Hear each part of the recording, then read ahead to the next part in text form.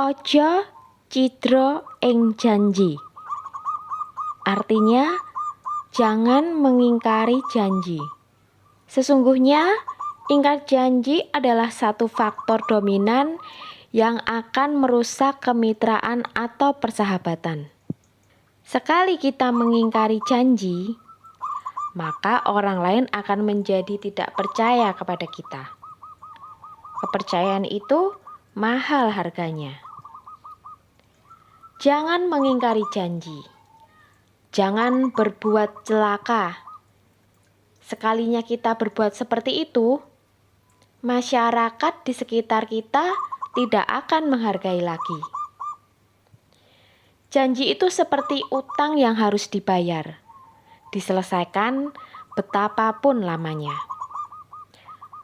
Masyarakat Jawa sangat memegang nilai-nilai janji dan sesuatu yang telah menjadi kesanggupannya. Ini terkait dengan pitutur luhur yang lain. Ajining diri dumunung ana ing lati. Yang artinya harga diri seseorang ada pada lidahnya, ada pada perkataannya. Memegang dan memenuhi janji termasuk juga nilai dari kepribadian seseorang. Mereka yang memegang janji tentu akan dihormati.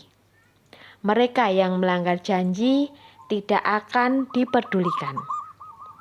Kepercayaan itu mahal harganya, dan kepercayaan itu terbangun atas janji yang ditepati, di samping adanya loyalitas yang tinggi.